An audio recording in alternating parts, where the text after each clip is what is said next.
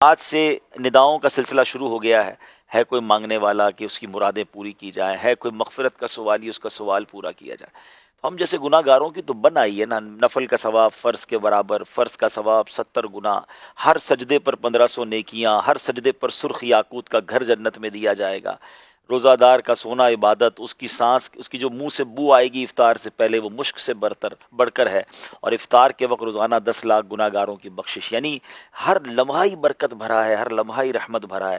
ہم اللہ کا پہلے تو شکر ادا کرتے ہیں کہ ہمیں ایک بار پھر جیتے جی رمضان عطا کیا، اور اب یہ التجا کرتے ہیں کہ پورا رمضان ایسی ہمت دے، صحت دے کہ پورا رمضان ہم پورے روزے رکھیں، پوری تراویح پڑھیں اور اچھے طریقے سے اس رمضان کو گزاریں. میں کچھ دیر پہلے سن بھی رہا تھا آپ کا پروگرام. بڑی اہم بات ناظرین یہ بھی ہے کہ ہمیں اس مہینے میں نیکیاں تو کرنی ہی کرنی ہیں، مگر اس مہینے میں گناہ سے لازمی بچنا ہے.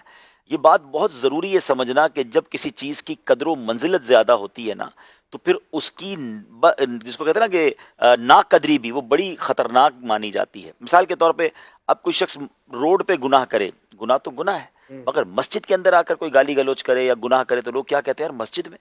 کوئی پاکستان میں یا اپنے وطن میں گناہ کرے غلط ہے، لیکن اگر کوئی مکہ پاک میں جا کے گناہ کرے، حدود حرم میں کرے، تو وہاں ایک گناہ 1 لاکھ کے برابر ہو جاتا ہے، ایک نیکی بھی 1 لاکھ کے برابر. بالکل اسی طرح رمضان میں تو ہماری بخشش کا سامان کر دیا گیا نا، شیطان کو بند کر دیا گیا، اجر بڑھا دیے گئے. اب رمضان میں بھی گناہ کرے کوئی، یعنی بظاہر تو گناہ کی کوئی جگہ بنتی نہیں ہے. اینیمی آف ہمارا جو دشمن ہے بہکانے والا، اسے بند کر دیا گیا.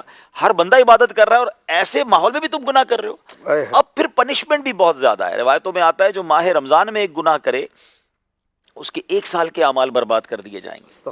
اب یہ مطلب ایسا لگتا ہے کہ آج رات جو ہے نا بہت کچھ ڈیسائیڈ کرنے کی نائٹ ہے کہ پورا مہینہ عبادت کیسے کرنی ہے اور پورا مہینہ اپنے آپ کو گناہ سے بچانا کیسے ہے. میں تو پرسنلی یہ سمجھتا ہوں اشفاق بھائی، ہمارے لیے زیادہ مشکل یہ ہے.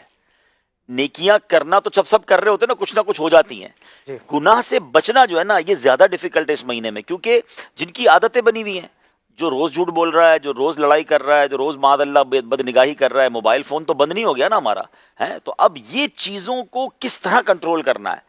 تو میں سن رہا تھا ماشاءاللہ بہت پیاری گفتگو آپ لوگ سب مل کے کر رہے تھے کہ اپنے آپ کو بزی کرنا ہوگا، اپنے آپ کو ایسا شیڈول بنانا ہوگا کہ کہتے ہیں نا گناہ کی جگہ ہی نہ بچے.